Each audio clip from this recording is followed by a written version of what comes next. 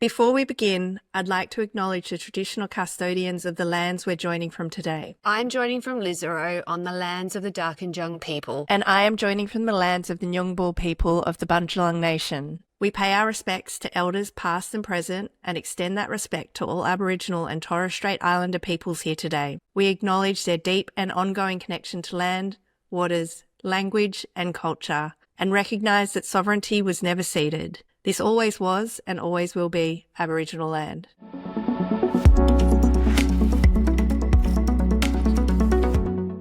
Welcome back to Femmebot, the podcast powering women in tech. We're your hosts. I'm Clare Alstin. And I'm Kat Stone, and Claire and I run an agency called Crybaby Productions, and we work with incredible tech brands creating their brand stories, which is super exciting for us. Today's guest is Felicity Furey. She is an engineer, entrepreneur, and CEO of We Aspire, which is an organisation dedicated to helping emerging leaders, especially women in STEM, build the skills, confidence and communication power they need to thrive in the industry. Felicity's career spans multi-million-dollar engineering projects, national leadership programs, and now We Aspire, a platform dedicated to building braver leaders in industries that need them most. Felicity, welcome to Femmebot. Thank you. I'm so excited to be here. We're so excited to have you. For everyone, can you just tell us a brief overview of your career journey? Were there other women that helped you succeed along the way? Thank you. Well, if you told me growing up I was going to be an engineer, I probably would have asked you, what is an engineer? Because I had no experience of it growing up. My mum actually studied visual art and my dad did communication, so he was a journalist for all of my life. Oh, wow. And it wasn't actually until I got to year 12 where I had to fill out in Queensland the QTAC form and thought, what am I going to put? I actually loved history and physics, and I thought that was a really strange combination. But my physics teacher, shout out to Mr. Adamson at All Hallows School in Brisbane, who said, maybe you should think about engineering. And my first thought was, I'm pretty sure engineers have to be super smart. You've got to get straight A's, be this like maths genius. And that was not me at all. I actually hated maths at school. But I guess that curiosity or like that belief that someone had in me made me think, well, maybe I could actually go be an engineer. And funnily enough, I put it as my fifth preference. I put arts and science first because I thought I wasn't smart enough to be an engineer, and I got straight into engineering. So I thought, all right, I'll give it a go. And when I got to see that what engineers actually do is build the world and create the world for people, I was totally hooked. So even though the maths was really hard, I found uni really difficult, often projects I was working on have been really hard, just that belief that I could actually make a difference in the world has always kept me going throughout my career. So I think really understanding the difference that engineers make really got me started. And then there's been so many incredible people that have helped me along the way. And it wasn't really until I got into my career that I actually met those role models, because I had never met a female engineer. I've never met any engineers growing up, and they so inspired me. And two people that come to mind are Elsa Shepherd, who passed away just a couple of years ago, but they named a tunnel boring machine after her in Brisbane. And she was one of the first women to graduate from electrical engineering at UQ. And she passed away when she was in her 70s, so it was some time ago. And she went up to Mackay and worked in the sugar industry and became this incredible woman, entrepreneur, and also was on the board of Powerlink for 17 years. So she really inspired me about what could be possible, because she was doing it decades before I did. And I thought, if someone like that can do it during that time, then I could really make anything possible in my career as well. That's incredible. And it's interesting that you came from wanting to do that kind of creative background, because I think this is a big thing that's missed, which we'll get into later. But I think there is creativity in these drier jobs, which I don't think people understand. And I think the women that are at the top have that kind of those two elements to them. So they're doing those kind of hard yards in the maths and kind of science space, but they're also creative thinkers and out of the box thinkers, which takes the element of creativity. I don't know. Do you agree?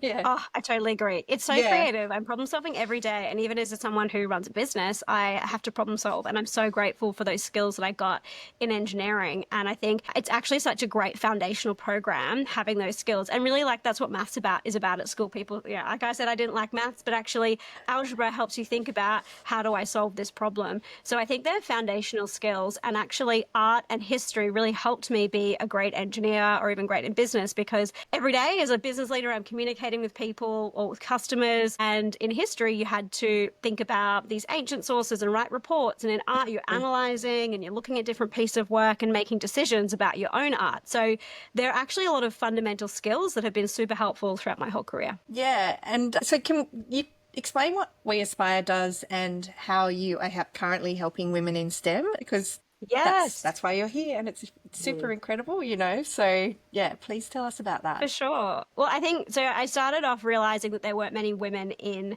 engineering. I went to an all-girls school for context, and then I thought, oh, I'd heard there aren't that many women when you get to engineering. But then I got into my first classroom. I'll never forget. I was 10 minutes late, and I opened these doors, and I looked up to this sea of blokes, and it was like Queensland summer, and like singlets and thongs and board shorts, and like we were told like, to talk. yes. And I was like, oh my gosh, I don't know how to talk to them. Like we were told not to talk to boys on the train, so I felt very overwhelmed. And that was how I started my first business, Power of Engineering, to get more women into the industry and to talk to high school girls. But then I noticed that it was also really challenging when you are in the industry. How do you actually become a leader and step into those leadership roles? And I think I was sort of waiting around in my career for this like tap on the shoulder that you get, where someone says, I think you'd be a great leader. Here's this opportunity. And I don't think that really happens. Maybe if you're in certain circles, so you're kind of in this in-group at a workplace, it happens, but I certainly didn't have that experience. And so I thought about what really helped me step into leadership roles. And it came down to a few things like being surrounded by really awesome people, having great mentors, having a brand that people know about, having some skills, but also having a really good strategy around how do you think about going to those leadership roles. My husband's also an incredible leader himself. He also started charity in his 20s and had similar experiences where he wanted to be a leader, but didn't have any support or skills or anything around him. So together we thought we could really help people make that transition. And we really focus on when you're a technical person, you get promoted because you're great technically. But then when you get that leadership role, you don't often get any training in those skills. So yeah, we help people bridge that gap. And We Aspire, you talk about brave leaders and not just confident ones. What's the difference between those two? I think confidence is such an interesting word because I feel like it's something like people think, oh, I have to have confidence to do something. But I think being brave is like to feel the fear and do it anyway. And like even today, I was doing like reach outs. I did a LinkedIn post today. And when I hit send that LinkedIn post, every time I'm like, it was like, okay, this post could make a difference for somebody today. Just like pretend that you're not scared about it. So I feel like I'm often scared, but you know, it's that courage that really makes a difference as a leader, but also can make an impact to others. Backing yourself, I guess ignoring the imposter syndrome, because that's what it sounded like you were talking to then when you're talking about your, you know, posting on LinkedIn. And I think we all struggle with that, right? Like it sort of feels like you're promoting yourself, but I guess that's a big part of being a leader. It's stepping into those shoes, and you said feel the fear and do it anyway. It's like, yeah, really backing yourself and embracing the position that you're in. Yeah, I think that makes such a difference. And it can be hard to back yourself when you have no evidence for it, or if you're in a really tricky environment in the workplace. I've certainly been in really tricky work environments where people are paying you out or not saying kind things to you. And now I've learned, like, just don't be in those workplaces. But it happens, right? And people often find themselves in these situations. And I think confidence happens after you've done something, and brave is like the before, like backing yourself, the before part. And it's almost like you have to create your own bravery or create that own backing of yourself in some way, because often it's like, if you don't, who will? That's what I often think is like no, like, yeah, who else is going to do it? I've just got to go for it, which, yeah, it feels scary even saying out loud. Do you think there's an element of fake it before you make it as well? To like, you've got to fake the bravery a bit before you actually feel brave? I really get torn with this one because sometimes I believe it and sometimes I don't. Because I've been learning a lot recently around like how you store things in your nervous system. And actually, I think if you go like fake it till you make it might get you like that insight to, oh, maybe it's possible. But I think you do have to have that fundamental belief. So I think if you're listening to this conversation going, oh yeah, faking it doesn't feel right, then that's the work to do to go like, how do I feel this in my gut? And for me, I usually think about, there's going to be like some little girl out there, like little Felicity, who didn't have that teacher or who didn't have that mentor who was like, you got this, like you can do it, I believe in you.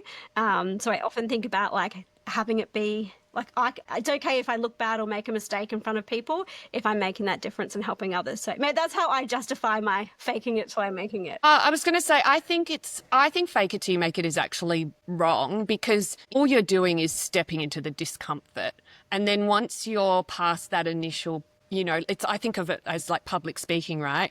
You can rehearse and rehearse and rehearse and you're so prepared, but you still feel nervous and your voice might even shake when you start. But as soon as you start, it settles and you know it and you do well. And then, like you said, the confidence is just afterwards, it's exhilarating. So that's how it reads to me. Oh, sorry. You go. Is there a difference? So you talked about, I guess, brave leaders is a universal thing, but there's surely different barriers for women, especially like you mentioned, walking into that room of men at university. I bet that's not uncommon even today for women in the workplace, in technology and in STEM. So what are the fundamental differences that you found in coaching men and women? I think a big thing that comes up a lot, which has really surprised me, we've worked with over 800 leaders now directly with We Aspire, and I've spoken to over 10,000. And it's confidence is such a big thing. Like people like, I just don't feel confident when they're actually extraordinary. So I think having a think about what's your uniqueness or what sets you apart. And actually the creativity thing, like we were talking about earlier, I thought I was not a good engineer because I had this creative flair. But actually that's what makes me really good in my jobs, because I am different and I do think differently. So I think there's actually so many advantages that each individual person can bring, whether you're male or female or non-binary, etc., the full spectrum.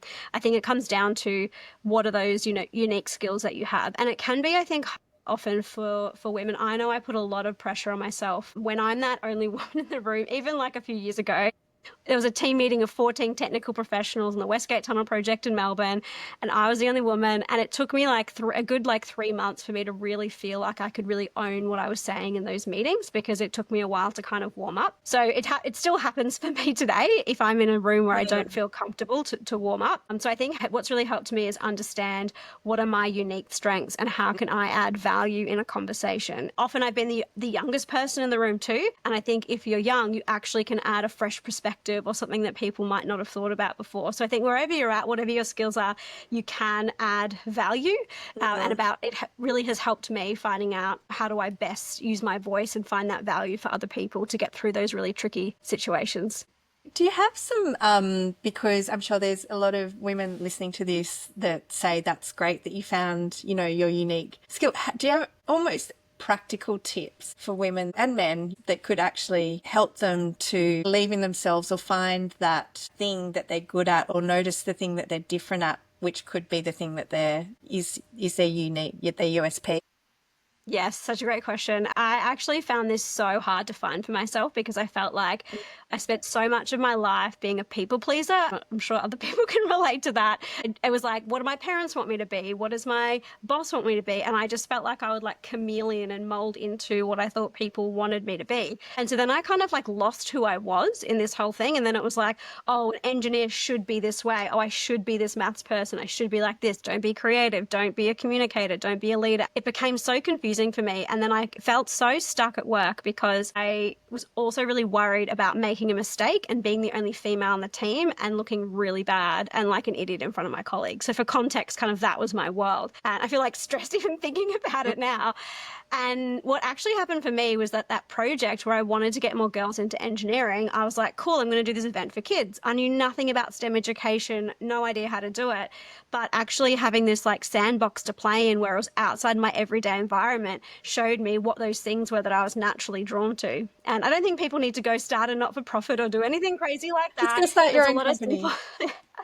A lot of simple things that people can do. So it could be volunteering, even for a project within work. Say it to me, it's a bit different. Like it could be a committee to be on, or it could be getting involved in an industry association, something like that, where you're working with different people, you're in a different environment, and it's really low stakes. Where these volunteer things are very low stakes, and that's actually part of the reason why at We Aspire we do immersive experience days, where it's a simulation where you're the CEO or a leader at a company. We create this fake company, and you role play with real mentors. So it's in a safe space, because I didn't really get that safe space. So I think if you don't have that, then create those safe spaces where you can actually explore those things and start to notice, oh, that came really easily to me. That became really natural. And then I also asked people, what do you notice are my strengths? Because it really surprised me of people saying, oh, these things actually are strengths. And I didn't even realize that they were until people pointed them out. So they'd be my suggestions. Yeah, they're awesome ones. At what point do you suggest women take up leadership training, and why is it crucial? It's such a tricky question, because I'm like, anyone can be a leader anytime. I believe in people's, pursuits. And I think it can be tricky, especially for women. Like, a lot of women I speak to say, I need more technical skills before I have kids and before I go do these family things, so that when I come back, I've got this like technical base to build on. But I think the reality of projects today, certainly in engineering, and I'd say like even more so in tech, you actually have these multidisciplinary teams. Like, you can't just know everything anyway. So Yeah. I think it does help.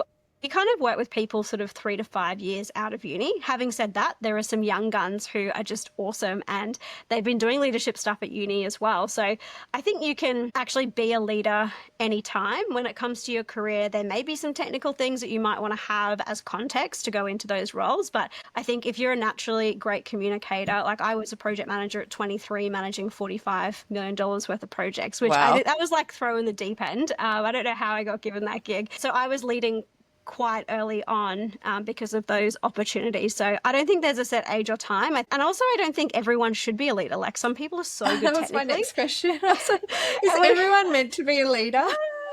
I'm surely, do you get people that come and just go, hey, I just don't want to, I'm not comfortable, I don't want to, it's not my thing? Yes, and that's what I love about our immersive experience days, because we had someone come, she was looking at being the director of this engineering firm, and it meant taking on a big leadership role. It meant actually putting a lot of money into buying part of the firm. And she did our day, and she goes, do you know what? I just love being a technical engineer. I just love it. I don't want to do that. Like, thank you. You've saved me all this money and time and effort, because people think that's how my career should go. So I think, it's different for everybody. And I think that's great, because I'm so not a technical person. I need technical people in my team to do a lot of work, different pieces of work. So I think if it's not for you, that's totally fine. Because I do feel like there's a lot of pressure these days as well, the whole leadership thing as well. It's like, be a leader, be a leader, be a leader. And I think that woman's such a great case study, because some people just really love just being the creative on the BTS, job, behind the scenes. Yeah. So I that's do a really think good, though, as you move up your career trajectory, you do need those communication skills. You know, I'm regardless, sure elements of what you're teaching these women are going to come in as massively helpful as they're trying to get a pay rise or trying to, find their voice in a tough situation. So even if they don't aspire for leadership within the business, everyone needs to know how to back themselves and how to communicate with people who are in positions of power. You've kind of touched on this, but just specifically, what advice would you give to women that are early on in their STEM careers that are feeling like they don't have that leadership voice? What kind of advice would you give to women that are starting out early on in their STEM careers? I feel like there's so many different things, and it's going to really depend on the person and what they want to do. But I do think having a mentor who believed in me was very, very powerful. So I think changing your environment can be huge, particularly if you're in a workplace which you're finding you're not having the greatest experience. Looking at, okay, well, who are these safe people in my environment that I can have? So I think making sure you've got at least one safe person that you can talk to about your situation. And I think when I speak to mentors often, even with our business, where we go, oh my gosh, we wanted to be here and kicking all these goals, but we're not there yet. And our advisory board go, you're doing great. And just having someone say to you, you're doing great, is like, thank you. Like, me and my husband were having clashes, run the business together. It's tricky having kids and all this stuff. And, we said to our advisors, like, have you got any advice? They go, the fact that you're asking the question, you'll work it out. So I think if you don't have someone in your environment who is a really safe space that you can share what's going on or share your goals that can really partner you and help you achieve that, go find that mentor. And they can be in all kinds of places. It could be as simple as going to a networking event. I've done this before. The speaker's amazing, and actually going up to the speaker and saying, hey, you're awesome. I'd love to have coffee with you and catch up. And Elsa, who I shared about earlier, who shared her story, and she said to me a long time ago, she said, people love to be asked for help. And I talk to lots of executives and they just don't get asked. And it surprises me at how few people ask for their mentorship. So I'd really encourage people to start there because it can just make the world of difference. How did you approach it? Because I love that answer. How did you approach it when you initially walked into that university room and it was all men? Because that must have been super daunting. There weren't any visible women and you really had and you'd left an all-girls school. So you really were a fish out of water. How did you sort out that mentorship as well? Yeah. Yes, we did. There was actually 8 women in the class. I just couldn't really see them. Couldn't see them at first. Yeah. Too many. But we did have 8 women graduate in my class out of about 100, so it's about 10%. And I think at uni, I was so oblivious. Like, I had no idea. I was like, just survive uni. It was like so hard. I had some great lecturers, and they were actually, one of my lecturers at uni was the person I called up when I was thinking about starting this charity to get more women in, and he was so helpful and so supportive.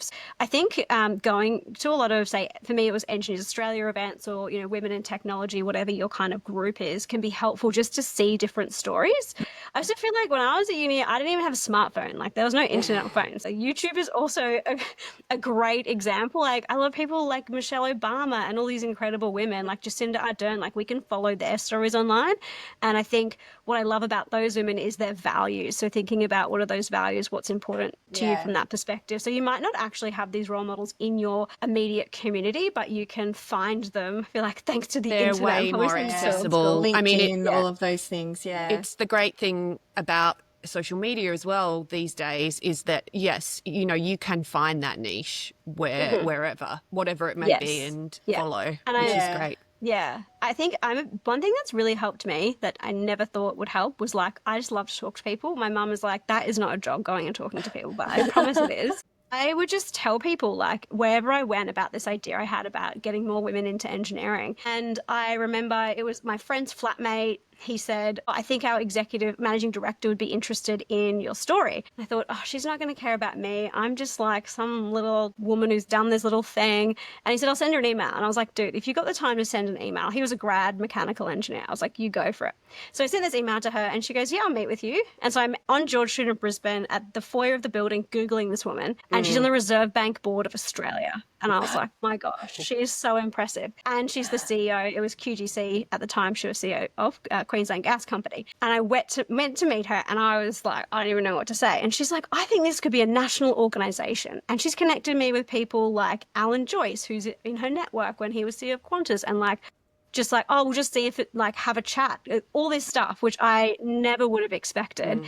And she's been an incredible mentor. I meet with her for like 1 hour once a year, and she's helped so much. And that was from like a conversation with the grad. So I really think, like, you can have the most random conversation with people at like a networking event or whatever. And if you're genuinely passionate about things, it'll shine through. And then you just like never know where it can lead, because I literally didn't think this random conversation with the grad, I was like, he's a grad. He doesn't know anyone.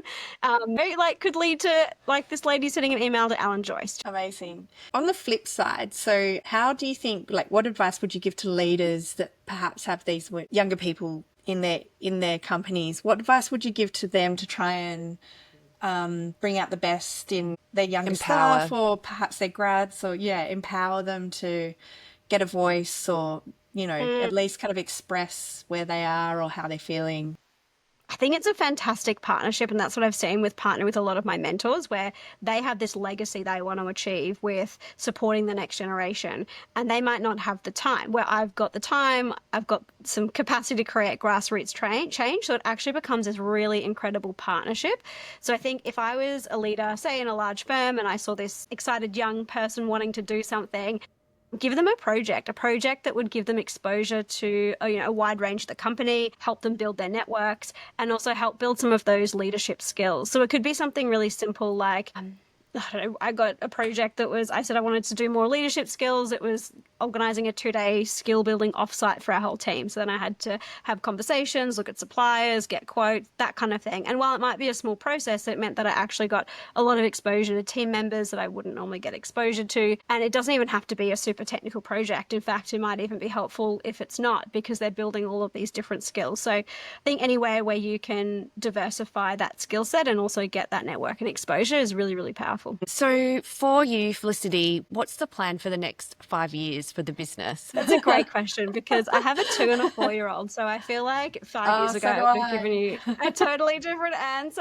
And I'm Yeah. really trying to set boundaries and be really effective with my time. So for us, we really want to make a massive difference for people in this space, in leadership, in infrastructure, construction, technology. So for me, it would be to really grow that. Like, my dream would be literally have like a retreat center on the beautiful Sunshine Coast where I live, where people can come and have these immersive experiences and have that safe space to really develop themselves. So I'd love to grow our business. And it's not even about like, you know, 1 million leaders or something like that. It's just having as big an impact, a sustainable impact for me and my family, but also being able to make that impact with young leaders would be amazing. So how can these big enterprise companies access you and take advantage of the incredible skills to build their future leaders? There's a whole bunch of free resources on our website, weaspire.education. We've got a diagnostic tool. There's free mini courses. So there's heaps of stuff that you can do for free. So you can check that out. We're actually just launching a national roadshow. So we're doing a free one-day leadership training called Uplift. So we'll be in Brisbane, Sydney, Melbourne, Cairns and Townsville. So people can come along to that for free and test us out, see if you like us. And then we design bespoke programs for organisations. We've got people at Brisbane Airport and John Holland to work with cohorts of their teams. But we also love coaching people one-on-one if there's a few key leaders that people have got in their team. So yeah, lots of different ways to work with us. But yeah, checking out the free resources is always a good place to start. And I guess if you could change one thing about how these industries are supporting women in the engineering space, what would it be? I think this is like the opportunity and the challenge is it's all about perspective, whether it's a perspective on yourself. For me, it was like I didn't have a good perspective about me and what I could accomplish, or whether it's about women are just this way or men are just this way. Like men are not emotional. Like my husband is way more emotional than I am. If we just could, I feel like, get a clean slate and rethink those perspectives and be open to, starting afresh, that would be awesome. Very hard to do, but I would love that. But I love that perspective.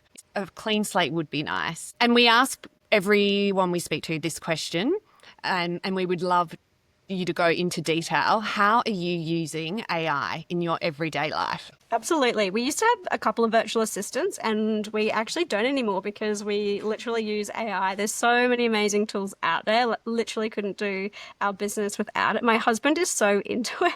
He's done so much amazing work in helping me prompt and do all the training. The AI does like way better LinkedIn posts than I can do. It's incredible. So obviously we use it for a lot of marketing and LinkedIn, but I think it's such a level playing field with this kind of technology. We actually have a podcast as well. So we pretty much got rid of our virtual assistant for our podcasting because we're using AI to take out pauses and all kinds of things. So it's made our business, and I think this is the opportunity for people who want to be in leadership or want to accelerate their business, is that it's so much more accessible for people these days. Even building a website, right? Like there's so many tech skills, and I used to say I'm not a tech person, which is like so silly, but everyone just has to use it. And I think it's not like, I love that quote, your job might not be replaced by AI, but it'll be replaced by someone who uses AI. And I think engineering has a long way to go. Like when I was in my engineering roles, it wasn't as advanced as it was, but I was hardly using it as at all. So I think it's just essential for business. And if you're not using it, like, I feel like you're already getting left behind. It's very dramatic, but what other parts so true. in engineering, what do you think will be replaced? Well, my background was mainly like civil infrastructure and structural engineering, and I use a lot of spreadsheets, like over and over again, using a lot of spreadsheets. And I feel like there's so much wasted time, and I appreciate why people would do it, because you need to check things and validate things, and if you can't see what's going into it and those kinds of things. And, if you're a structural engineer, your job is super important. Like you don't want those buildings to pull down or your bridge to collapse. Like, it's really, really critical infrastructure. So, but I feel like we need some kind of balance where we can like leverage it. I just don't think it's being leveraged. And one clear example, I remember when I was working for the design consultancy Arup, there was they've got mechanical engineers who are designing buildings, and they do all this modeling, and some projects could be like hundreds of thousands of dollars worth of modeling. And there was a company that came in, they said, we've got this little beacon, it's a Bluetooth thing, it's wireless, you just pop it in the building and it will just do all your measuring and monitoring for you. And it was like 1/100th of the price to do it. And I found that so fascinating, thinking, there's so many design engineering companies that just default to, I'll have people designing it and cost all this money, where there are these tech things like Bluetooth. Like, you don't even need to know how that tech works. It's just going to save you so much people power. So I just feel like we just think so traditionally and often linearly in engineering, when there's actually all of these incredible solutions that we just haven't connected the dots on because we're just so used to the same kind of processes and doing it the same way. And people don't like change. Yeah. Yes. Yeah. Sorry if that was too nerdy and techie. No, it's so good. Yeah. And thank you so much. That was such a honest, powerful conversation and look at what leadership is and what it means. And it's also why it's so critical right now as well. So thank you so much for joining us. It's been an absolute delight and pleasure to have you on I want to pick your brain for much longer. Yeah, and it'll be exciting to see what happens in the next 5 years for We Aspire. We've got quite a lot of those corporate clients that might want to access your incredible skills, and they should. And once they hear this podcast, they will, because you are such a great communicator and you are an engineer. Thank you. I feel like people book me for speaking gigs. They're like, you're a female engineer that can talk. I was like, there's more to me than that, but I'll take it. No, that's your USP. That was what you discovered. Thank you so much. It's such a pleasure. Thank you guys are doing awesome. And you should be really proud of what you're doing. So that's it for this episode of Femmebot, the podcast powering women in tech. If you liked what you heard, hit subscribe and share.